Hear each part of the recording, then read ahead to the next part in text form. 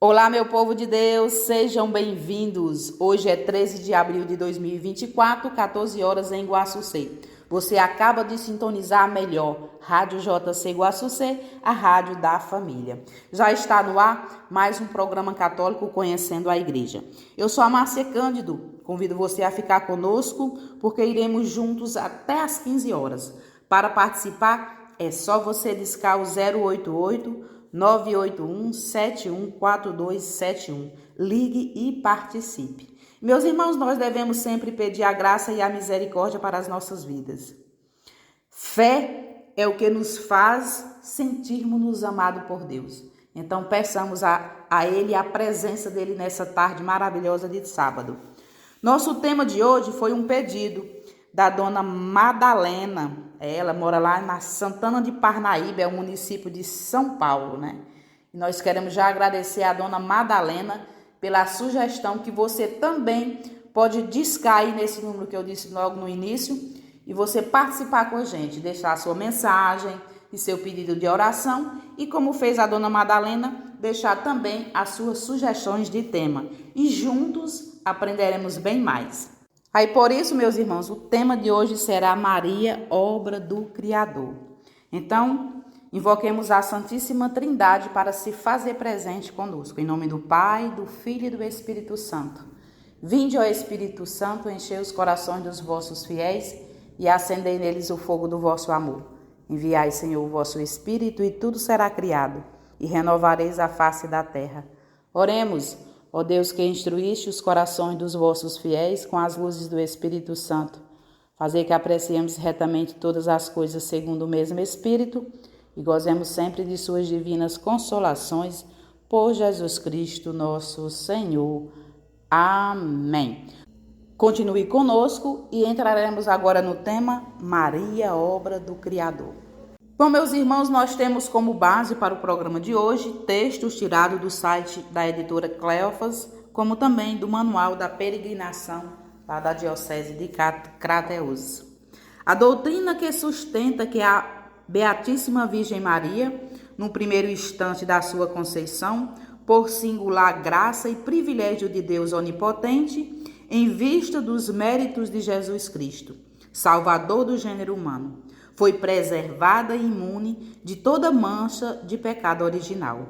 Essa doutrina foi revelada por Deus e por isso deve ser crida firme inviolavelmente por todos os fiéis. Você pode encontrar isso na bula Inefáveis Deus, escrita pelo Papa Pio IX. Nossa Senhora, por uma graça singular e em vista dos méritos de Cristo, a partir do primeiro instante de seu ser, foi isenta da mancha do pecado original.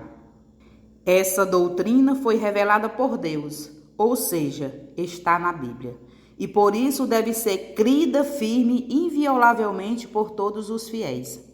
Para se avaliar o extraordinário significado da Imaculada Conceição, é preciso ter em conta que, em consequências da queda de Adão, todos os seus descendentes haviam de nascer com o pecado original. Lamentável herança, em virtude da qual os sentidos do homem continuamente se revoltam contra a sua razão, expondo-o a novos e incontáveis pecados. Durante milênios verificou-se inexorável essa lei da maldição. Em determinado momento, porém, os anjos assistem atônicos a um fato sem precedente da história da humanidade decaída. Deus quebranta a funesca lei. Um ser é inteiramente concebido sem pecado original. É Nossa Senhora que surge imaculada, resplandecente, com todo o brilho e todo o fulgor de uma criatura perfeita, como foram Adão e Eva ao saírem das mãos do Onipotente. Pode-se imaginar que, nesse sublime instante, um frêmito de júbilo e de glória percorreu por todo o universo, acentuado pelo fato de que Maria, isenta do pecado original, era também a obra-prima da criação. Acima dela havia de estar apenas a humanidade santíssima de nosso Senhor Jesus Cristo. Narra a Sagrada Escritura que o Padre Eterno, depois de concluída a obra da criação, repousou na elevada consideração do que ele tinha feito. Descansou, porém, tendo-se proposto criar um ser que superasse em maravilha tudo que até então sua onipotência realizara. Uma mulher na qual haveria de nascer o Verbo encarnado. E foi precisamente no modelo da Conceição Imaculada de Nossa Senhora que Deus executou essa sua obra-prima. O sim que mudou a história. O sim de Maria, dito ao arcanjo Gabriel, foi determinante para dar início à história da nossa salvação. Santo Agostinho disse que Adão, sendo homem, quis tornar-se Deus e perdeu-se. Cristo, sendo Deus, quis fazer-se homem para a salvação do homem. Por seu orgulho, o homem caiu tão baixo que só poderia ser levantado pelo abaixar-se de Deus. O pecado original nos fez perder a filiação divina. A humanidade foi expulsa do paraíso e só poderia se reconciliar com Deus se houvesse a salvação por meio de Deus mesmo. Mas, para que o Filho de Deus pudesse se tornar também homem e nosso Salvador, sem deixar de ser Deus, era preciso que fosse concebido por uma mulher. Desde a queda de Adão e Eva, Deus já tinha prometido que a salvação da humanidade viria por meio de uma mulher, já que o demônio seduziu a primeira mulher para injetar seu veneno na sua descendência. Deus disse à serpente maligna: porei inimizade entre ti e a mulher, entre a tua descendência e a dela. Ela te ferirá a cabeça e tu lhe ferirás o calcanhar. Gênesis, capítulo 3, versículo 15. Essa mulher prometida no proevangelho era Maria. Este projeto de Deus para a nossa salvação se realizou-se como São Paulo explicou. Mas quando veio a plenitude dos tempos, Deus criou seu Filho, que nasceu de uma mulher e nasceu submetido a uma lei, a fim de remir os que estavam sob a lei, para que recebêssemos a sua adoção.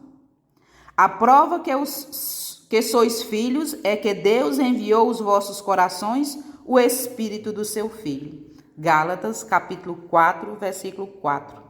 Por meio da Virgem Maria veio o Salvador, que nos reconciliou com Deus por sua morte e ressurreição.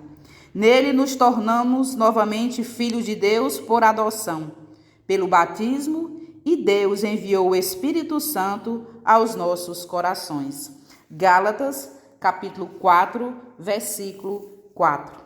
Diz o nosso catecismo que a anunciação a Maria inaugura a plenitude dos tempos. Isso é, o cumprimento das promessas e das preparações. Maria é convidada a conceber aquele quem habitará corporalmente a plenitude da divindade. Colossenses, capítulo 2, versículo 9. Deus anunciou muitas vezes pela boca dos seus profetas como isso aconteceria. O Salvador viria da tribo de Davi, filho de Jessé. Um renovo sairá do trono de Jessé e um rebento brotará de suas raízes. Isaías, capítulo 11, versículo 1. O próprio Senhor vos dará um sinal. Uma virgem conceberá e dará à luz um filho e o chamará Deus conosco. Isaías, capítulo 7, versículo 14. O povo que andava nas trevas viu uma grande luz. Sobre aqueles que habitavam uma região tenebrosa resplandece uma luz. Um menino nos nasceu, um filho nos foi dado. A soberania repousa sobre os seus ombros, e ele se chama Conselheiro Admirável, Deus Forte, Príncipe da Paz. Isaías, capítulo 9, versículo do 1 ao 7. Quando ele vier e estabelecer seu reino entre nós, haverá paz e bem-estar. Então o lobo será hóspede do cordeiro, a pantera se deitará ao pé do cabrito, o touro e o leão comerão juntos, e um menino pequeno os conduzirá. A vaca e o urso se fraternizarão, suas crias repousarão juntas, e o leão comerá palha com o boi. Criança de peito brincará junto à toca da víbora, e o menino desmamado meterá a mão na caverna da serpente. Não se fará mal nem dano em todo o meu santo monte. Isaías 11, capítulo 1 ao 9. Virá aquele que ilumina todo homem que vem a este mundo. João, capítulo 1, versículo 9. Maria, a mulher do Gênesis ao Apocalipse. No começo, Eva foi expulsa com Adão do paraíso porque não quiseram ouvir a voz de Deus. Mas o Senhor nos prometeu uma salvação. Uma mulher vai esmagar a cabeça da serpente. Deus foi fazendo as coisas em ordem de perfeição. O pecado aproveitou-se da fragilidade da mulher e Deus pensou: se por uma mulher entrou o pecado no mundo, por uma mulher vai entrar a salvação. Nas bodas de Caná, Jesus disse a Maria: mulher, ainda não é chegada a minha hora. Nos pés da cruz também, ele usou a expressão mulher. Mulher, eis aqui o teu filho, para representar a nova mulher que nos trouxe a salvação. O Verbo se fez homem e habitou entre nós. Maria deu o Salvador para a humanidade. Depois que Jesus salvou a humanidade, Deus nos entregou sua última pérola, Maria. Quem tinha de nos salvar era um homem, por causa do pecado que entrou por meio dele. Por isso, não há salvação fora de Jesus, pois ele é a ponte que nos une a Deus. Algumas pessoas não entendem isso e acham que Nossa Senhora é uma ponte paralela, que coloca Jesus à sombra. Mas não é isso. Jesus é a única ponte. Os evangélicos às vezes pensam que colocamos Maria no lugar de Jesus, mas não é verdade. No Concílio Vaticano II, queriam colocar o título de Nossa Senhora como Redentora, mas João Paulo II não permitiu, porque sabia que isso poderia causar confusão. Então deu-se a ela o título de Corredentora, ou seja, aquela que participa da redenção. Maria ofereceu não somente um simples filho à humanidade, mas o Filho de Deus. Há um livro maravilhoso de São Luís Maria de Montfort chamado O Segredo da Virgem Maria. O Papa João Paulo II disse que foi o melhor livro que já leu na sua vida. Uma das coisas que ele aprendeu por meio da consagração é que ela não nos leva a colocar Jesus à sombra. Pelo contrário, leva-nos a colocar um holofote sobre ele. O catecismo da Igreja Católica sempre está ao meu lado. Não quero hoje ensinar-lhes algum princípio meu, mas sim da Igreja.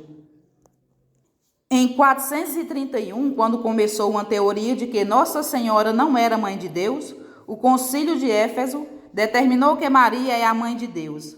A oração mais antiga que a Igreja conhece foi encontrada em Alexandria, no Egito, por volta de 900, em um papiro.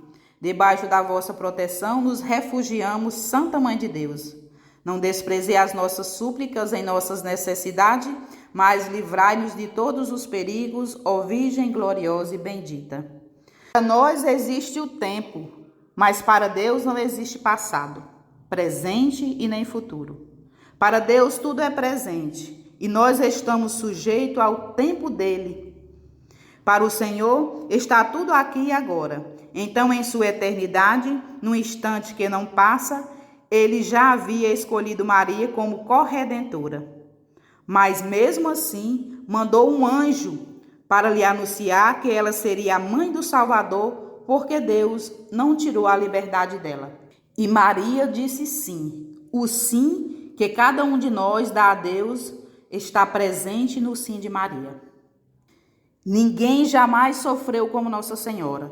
Quem já viu o seu filho ser crucificado? Maria sofreu desde o nascimento até passar por tudo o que passou. Ela teve de atravessar o Egito, caminhou uns 10 dias de viagem debaixo do sol para sair de Nazaré, a fim de livrar Jesus da morte de Herodes. Ao levar Jesus ao templo, Simeão disse: uma espada traspassará tua alma. Eu fico pensando que a espada de dor acompanhou toda a vida dela. Mas, mesmo assim, ela permaneceu de pé. Maria saiu do Egito e voltou a Nazaré. Ela acompanhou Jesus até o Calvário. Que relacionamento Nossa Senhora tem com Deus, se ela é a mãe de Deus? E se ela é a filha de Deus e esposa? Daí vem toda a beleza do dogma da Nossa Senhora. É por isso que na Ave Maria rezamos: Santa Maria, Mãe de Deus. É o mesmo que dizer: a Senhora pode tudo. São Bernardo, no século XII, chamava Nossa Senhora de onipotência suplicante. Não por natureza, mas por graça, porque o que ela pede, consegue. Jesus mostrou isso nas bodas de Caná. Não era hora de começar os milagres, mas ela se fez de advogada e disse aos serventes: faça o que ele lhe mandar. O Senhor transformou tudo em vinho de melhor qualidade. O que Jesus quis mostrar com esse fato chocante? Eu sou Deus e atendo o que minha mãe me pede. Maria é a mãe de Deus e a nossa mãe. Se você não agradeceu a Jesus ainda por ter lhe dado a mãe, agradeça-lhe, porque ele mesmo, destroçado na cruz, deu a mãe dele para todos nós. São Luís vai dizer: Deus reuniu todas as águas e chamou de mar, reuniu todas as graças e chamou de Maria. Os inteligentes teólogos perguntam: por que Deus escolheu aquela menina? Lá naquela cidade pequena, foi pela humildade dela. Eva foi orgulhosa e desobediente. Deus precisava encontrar o oposto dela. Ele encontrou Maria. Santo Irineu diz: a humildade e a obediência de Maria desataram o orgulho e a desobediência de Eva. Santo Agostinho já dizia: Maria é virgem antes, durante e depois. Mas como isso? É um milagre. A igreja ensina que Maria foi virgem na concepção, durante o nascimento de Jesus e depois dele. Ela é virgem perpétua. Você já olhou uma vidraça? Se a luz passa pelo vidro, como Deus, não poderia entrar em uma mulher sem rasgar as paredes? Ela queria ser virgem. Ela concebeu por ordem do Espírito Santo. O Senhor deu a ela um esposo, José, a fim de que formassem uma família. Tudo de Deus é confuso, como uma rosa que é plantada no esterco e nasce cheirosa. É como uma vaca que come capim, pode dar leite. Tudo do Senhor é chocante, porque Ele é Deus e não queira entendê-lo. Maria não teve pecado original pelos méritos de Jesus na cruz. Ela foi salva pelo sangue de Cristo. Ela foi salva antes, como se tivesse sido vacinada. Nós fomos salvos pelo batismo. Maria foi vacinada pelo sangue de Cristo. A Virgem Maria é imaculada sem mancha. Nossa Senhora é medianeira de todas as graças e a maior delas é Jesus. Se Maria nos trouxe a maior graça, que é Jesus, imagine as outras que Deus vai nos trazer pelas mãos dela. Coisas que deve saber sobre a solenidade da Anunciação. Todos os anos celebramos a solenidade da Anunciação, ou seja, quando o arcanjo Gabriel apareceu à Virgem Maria para anunciar o nascimento de Cristo. Por que este dia é importante? O que significa a palavra anunciação? Deriva da mesma raiz da palavra anunciar. O arcanjo Gabriel anuncia o nascimento de Cristo com antecipação. A anunciação é simplesmente uma maneira antiga de dizer o anúncio. Quando é celebrada a anunciação e por que às vezes muda-se a data? A solenidade da anunciação é celebrada no dia 25 de março, isto é, 9 meses antes do Natal, 25 de dezembro, representando os 9 meses que Jesus passou no ventre materno. Entretanto, às vezes, a anunciação coincide com a Semana Santa, cujos dias têm uma posição litúrgica superior à desta solenidade. E de acordo com o missal romano, todas as vezes que a solenidade acontece durante a Semana Santa, é transmitida para a segunda-feira seguinte ao segundo domingo de Páscoa. Por que essa história é paralela ao nascimento de João Batista? O nascimento de João Batista também foi anunciado antecipadamente. Em ambas as histórias há semelhança. O arcanjo Gabriel fez o anúncio, anunciou-se apenas uma pessoa, Zacarias, no caso de São João Batista, e Maria, no caso de Jesus. Anunciou-se o nascimento milagroso de uma pessoa que tem um lugar proeminente no plano de Deus. E em ambos os casos realizaram uma pergunta ao anjo. Zacarias perguntou como poderia saber se o que foi anunciado aconteceria. E Maria perguntou como iria acontecer. Um sinal milagroso foi apresentado como prova. Zacarias ficou mudo. Maria foi informada sobre a gravidez milagrosa de Isabel, que estava no seu 6º mês. E Gabriel se afastou. Por que a reação de Maria é diferente da de Zacarias? À primeira vista, a reação de Maria diante de Gabriel poderia se assemelhar à reação incrédula de Zacarias, mas é fundamentalmente diferente. Zacarias perguntou como poderia saber se o que o anjo dizia seria verdade. Sua atitude era de ceticismo. Maria, ao contrário, perguntou como seria cumprida as palavras do anjo. Sua atitude foi de uma fé que busca compreender. Influência da Virgem Maria na vida da Igreja. Maria educa os cristãos a viverem a fé como caminho empenhativo e envolvente, que em todas as épocas e situações da vida requer audácia e perseverança constante. A fé de Maria está ligada à sua docilidade e à vontade divina. Crendo na palavra de Deus, pode acolhê-la plenamente na sua existência e mostrando-se disponível ao soberano desígnio divino. Aceitou tudo o que lhe era requerido do alto. A presença da Virgem na Igreja encoraja, assim, os cristãos a porem-se cada dia à escuta da palavra do Senhor para compreenderem o seu plano de amor nas diversas vicissitudes cotidianas, cooperando com fidelidade para a sua realização. E deste modo, Maria educa a comunidade dos crentes para olhar rumo ao futuro, com pleno abandono em Deus. Na experiência pessoal da Virgem, a esperança enriquece-se de motivações sempre novas. Desde a anunciação, Maria concentra o Filho de Deus encarnado no seu seio virginal, a expectativa do antigo Israel. A sua esperança revigora-se nas fases sucessivas da vida de Nazaré e do mistério público de Jesus.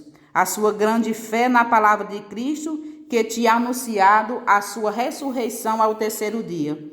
Não se fez vacilar nem sequer diante do drama da cruz. Ela conservou a esperança no cumprimento da obra messiânica, esperando sem hesitação, depois das trevas da Sexta-feira Santa, a manhã da ressurreição. Bom, meus irmãos, estamos de volta depois de escutarmos esse belíssimo canto sobre Nossa Senhora, né? Então, daremos agora continuidade ao nosso tema. É muito bonito pensar que naqueles momentos de escuridão quase total que envolveu os discípulos após a morte de Jesus, a única luz de esperança que não se apagou foi o coração de Maria. Esse coração maternal que acabava de ser atravessado por uma espada de dor. Como profetiza Simeão, lá em Lucas, capítulo 2, versículo 35. Foi, ao mesmo tempo, a única lâmpada que ardia com a luz da Santa Esperança. Ela foi a única que, no silêncio do Sábado Santo, esperou na ressurreição do 3º dia. Certamente, ao longo de toda a sua vida, ela viveu e encarnou a esperança como ninguém. Acreditou no anúncio do anjo Gabriel. Entregou-se sem dúvida ao que Deus lhe pedia. Eis a escrava do Senhor. E desse solo fecundo da fé, brotou-lhe a esperança como uma planta viçosa, como uma fonte de água viva. Quando Jesus nos deu Maria como mãe, na agonia da cruz, garantiu-nos a esperança. É verdade que a nossa esperança deve estar toda ela colocada em Deus. Só Deus é o motivo e a fonte radical da esperança, que sem a sua graça não pode existir. Mas Ele deu-nos uma mãe, a sua mãe, para que com a ternura de seu coração nos ensinasse a confiar, para que nos amparasse e nos guiasse na vida e como a mãe leva a criança pela mão, nos conduzisse ao encontro de Cristo e finalmente nos conduzisse ao céu.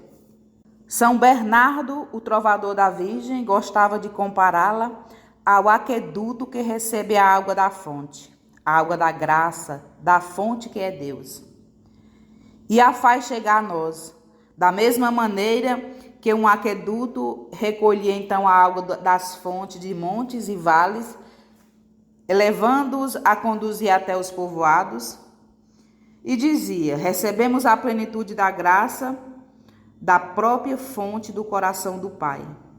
Nola torna acessível, com o mais íntimo, pois da nossa alma, com todos os afetos do nosso coração e com todos os sentimentos e desejos da nossa vontade, veneremos Maria, porque esta é a vontade daquele Senhor que quis que tudo recebêssemos por Maria. Que ânimos isso nos dá! Não é verdade que às vezes custa-nos quase acreditar na misericórdia divina, especialmente depois de termos abusado muito dela, com tantos arrependimentos insinceros e tantas reincidências meio cínicas. E, no entanto, nem no pior dos casos devemos desesperar da misericórdia de Deus, ainda que nos vejamos afundados como o filho pródigo na mais suja lama do pecado. Nessa triste situação, ninguém como Maria para ajudar-nos. Ela é mãe. Não tenhamos medo, por mais imundos e machucados que estejamos. Ela não deixará de facilitar um bom banho às suas crianças. Ela nos moverá ao arrependimento sincero e ela nos levará, se for preciso, pela orelha, até a confissão e nos carregará firmemente no colo, limpos e felizes. Não podemos, meus irmãos, esquecer o que nos mostra a Sagrada Escritura no Atos dos Apóstolos, logo depois da ascensão do Senhor. Jesus tinha se despedido, indicando aos seus que permanecesse em Jerusalém até que sejais revestido da força do alto. Lucas capítulo 24, versículo 49. Ou seja, até a vinda do Espírito Santo no dia de Pentecostes. Pois bem, no livro do Atos, disse que todos os apóstolos, os discípulos, as santas mulheres, obedeceram e se reuniram durante 10 dias no cenáculo com Maria, a mãe de Jesus. Lá junto dela, como uma família apinhada junto da mãe, perseveravam unanimamente na oração. Atos 1, 12 e 14. Junto de Nossa Senhora, tornava-se fácil cumprir o que Jesus tinha ordenado. Sempre é assim. A única coisa que ela nos pede é a que pediu aos serventes de Caná: fazei tudo o que ele vos disser. E ela mesma ficará solícita junto de nós para nos ajudar a cumprir. Por isso, uma vida espiritual impregnada de devoção a Nossa Senhora é uma vida espiritual sadia, voltada inteiramente para o cumprimento da vontade de Deus. Antes sozinho não podia, dizia São José Maria. Agora, recorreste à Senhora e com ela é fácil. Por que Maria tem tantos títulos? Nossa Senhora é uma só, a mãe de Jesus, mãe de Deus humanado. Mas o povo católico e a igreja lhe deu muitos títulos em vista de sua devoção a ela. É uma forma natural que seus filhos encontraram para homenagear a única mãe e senhora e mostrar-lhe a confiança em sua intercessão materna. Ela é a mãe da igreja, é mãe de cada batizado, pois Jesus nos deu aos pés da cruz instantes antes de sua morte. Mulher, eis aí o teu filho. João, capítulo 19, versículo 25 a 26. Jesus faz a entrega da igreja à sua mãe. O Concílio Vaticano II disse que, assunta aos céus, ela não abandonou esta salvífica função, mas por sua múltiplice intercessão continua a grajear-nos os dons da salvação eterna. Por seu maternal amor, cuida dos irmãos do seu filho, que ainda peregrinam rodeados de perigo e dificuldades, até que sejam conduzidos à feliz pátria. Por isso, a bem-aventurada Virgem Maria é invocada na Igreja sob os títulos de advogada, auxiliadora, protetora, medianeira. E isto, porém, se entende de tal modo que nada diminua, nada acrescente à dignidade e à eficácia de Cristo, o único mediador. Com efeito, nenhuma criatura jamais pode ser colocada no mesmo plano com o Verbo encarnado e redentor. Papa Paulo VI, em sua exortação apostólica Signus Magnus, número 1, escreveu: a Virgem continua agora no céu a exercer a função materna, cooperando para o nascimento e o desenvolvimento da vida divina em cada uma das almas dos homens redimidos. Por ser imaculada, concebida sem pecado, sempre virgem, mãe de Deus e assunta ao céu, o povo católico no mundo todo a homenageia com uma quantidade inumerável de títulos, alguns ligados aos lugares em que ela aparece: Aparecida, Guadalupe, Lourdes e Fátima. Outros títulos ligados às devoções: Nossa Senhora da Agonia, do Bom Parto, da Boa Morte, Nossa Senhora do Perpétuo Socorro. Outros títulos ligados à sua glória: Nossa Senhora da Assunção, Imaculada, Rainha dos Anjos, dos Santos, dos Mártires, dos Confessores, Advogada e Medianeira. O ofício da Imaculada é a ladainha lauretana. Dão-lhe títulos abundantes baseados na Bíblia: Trono do Grão Salomão, Arca da Aliança, Porta do Céu, Torre de Marfim, Refúgio dos Pecadores, Consoladora dos Aflitos e Auxílio dos Cristãos. Na verdade, são incontáveis títulos que a Igreja e o povo de Deus lhe conferem, expressando maravilhosamente a sua devoção a ela. Sem dúvida, o coração de Jesus se alegra com isso. Quem não gosta de ver sua mãe exaltada? A cada invocação que o povo lhe dirige, a cada lágrima que se derrama a seus pés, a cada súplica que lhe chega ao coração, a boa mãe nos socorre como no caminho do Calvário consolou Jesus. O nome de Maria, que significa Senhora da Luz, indica que Deus me encheu de sabedoria e luz, como astros brilhantes para iluminar o céu e a terra, disse a Virgem a Santa Matilde. Esse fato, no qual a Mãe de Deus revela o significado de seu nome para a santa, foi recolhido por São Luís Maria Grignon de Montfort, grande propagador da devoção mariana, no livro O Segredo do Rosário. No Novo Testamento, foi o evangelista Lucas quem deu o nome da donzela que seria a mãe do Salvador. O nome da Virgem era Maria. Você encontra em Lucas, capítulo 1, versículo 27. E é por isso que desde os primeiros cristãos até os nossos dias, foi honrada com toda classe de títulos, porque o nome representa a pessoa. Assim como nos diz o Catecismo da Igreja Católica, no número 2158.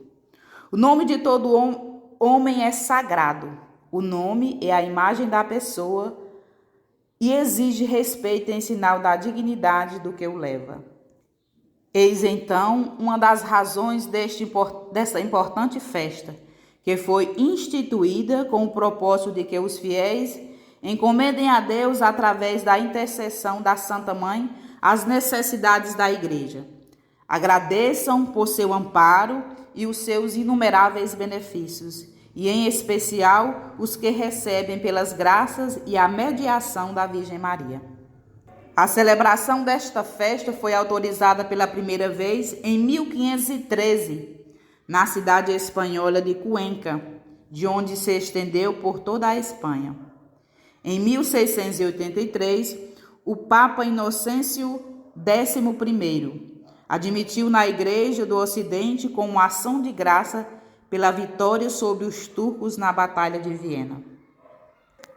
Podemos perceber que não pretendiam os evangelistas fazer nos seus escritos a biografia da Mãe de Jesus. O que disseram, porém, é suficiente para significar a presença de Maria, que se torna cooperadora na obra da redenção da humanidade.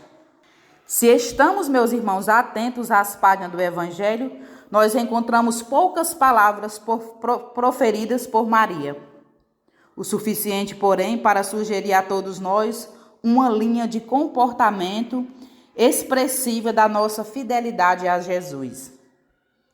A primeira palavra de Maria nós encontramos lá em Lucas, capítulo 1, versículo 28 ao 34. O arcanjo Gabriel com Maria, a mãe de Jesus, quando lhe é comunicada sua escolha para ser a mãe de Jesus. Lucas, capítulo 1, 31, 33.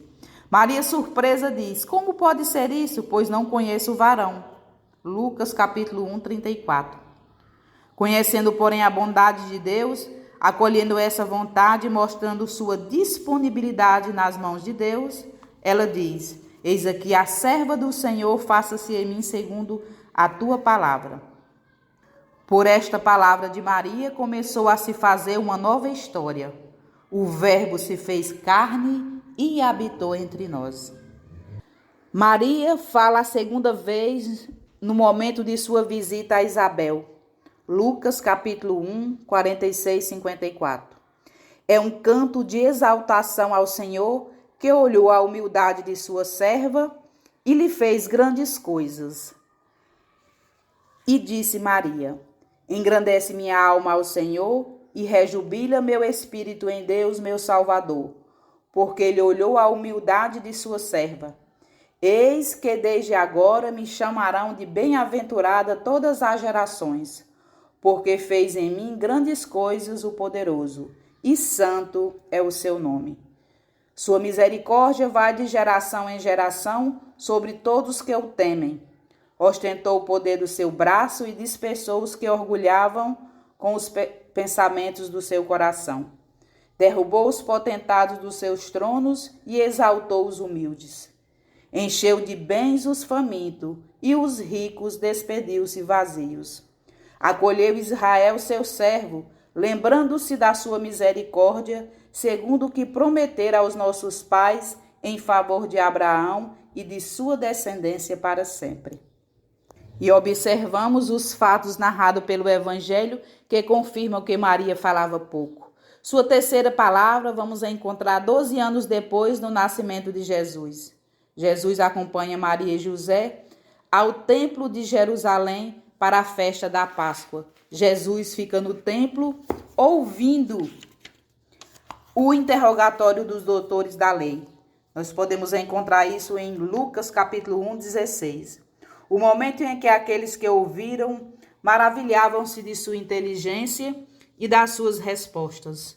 Lucas 1, 47. Maria então fala a Jesus carinhosamente: filho, por que agistes assim conosco? Olha que teu pai e eu, aflitos, te procurávamos. Lucas capítulo 2, versículo 48. E o Evangelho resiste à primeira palavra de Jesus, dizendo a Maria que estava se ocupando das coisas do Pai. E segue-se um longo silêncio de Maria até que vamos encontrá-la com Jesus entre os convidados para as bodas de Caná. Em virtude da falta de vinho em meio à festa, Maria tem uma participação solidária que se torna eficaz. Achega-se a Jesus e diz: eles não têm vinho. Lucas capítulo 2, versículo 3. E diz aos servidores: fazei o que ele vos disser. João capítulo 2, versículo 5. Podemos ver a profundidade dessa palavra de Maria, para a qual toda a humanidade, vanguardeada pela comunidade dos seguidores de Jesus Cristo, deveria se inclinar docilmente, fazer o que Jesus manda. A Igreja Católica sempre destacou Maria como uma figura importante pelo que ela significou na vida de Jesus e na Igreja nascente. Bom, meus irmãos, o que ouvimos e aprendemos no programa de hoje, nesses textos, é o suficiente para observarmos que em momento crítico da nossa humanidade, Maria não só esteve presente, como quer ser um caminho para se chegar a Jesus. Despertando assim em cada um de nós, meus irmãos, o desejo e o propósito de com Maria caminhar nas estradas de Jesus. Somos convidados, meus irmãos, a ouvir o suave convite de Jesus. Vem e segue-me. E como Maria anda lado a lado com Jesus, assim como ela falou lá em João capítulo 2, versículo 5, nas bodas de Caná, faça o que ele mandar. E que ele possa derramar sobre todos nós o teu Espírito, e que ele nos dê sabedoria, humildade, generosidade para seguir o caminho de um verdadeiro discípulo. E para finalizar o programa de hoje, nós selecionamos uma oração extraída do livro Glória de Maria, de Santo Afonso Maria de Ligório. Uma oração para invocar a Maria nas nossas dificuldades. Grande Mãe de Deus e minha mãe, ó Maria, é verdade que não sou digno de proferir o vosso nome. Mas vós que me tendes amor e desejais a minha salvação, concedei-me, apesar de minha indignidade, a graça de invocar sempre em meu socorro o vosso amantíssimo e poderosíssimo nome. Pois é ele o auxílio de quem vive e salvação de quem morre. Puríssima e Dulcíssima Virgem Maria, fazei que seja vosso nome de hoje em diante o alento de minha vida. Senhora, não tardeis a socorrer-me quando vos invocar, pois em todas as tentações que me assaltarem, em todas as necessidades que me ocorrerem, não quero deixar de chamar-vos em meu socorro, repetindo sempre: Maria, Maria. Assim espero fazer durante a vida, assim espero fazer particularmente na hora da morte, para aí depois louvar eternamente no céu vosso Filho querido, o nome, ó clemente, ó piedosa, ó doce sempre Virgem Maria. Amém. Bom, meus irmãos, deixo aqui o meu agradecimento a você que sintonizou a Rádio JC Guaçuci. Muito obrigado por participar. Fique conosco, porque na sequência tem Hora da Misericórdia com o Padre Reginaldo Manzotti. Um forte abraço, um ótimo final de semana, muitas bênçãos para você e sua família. E até no próximo sábado, se assim Deus nos permitir.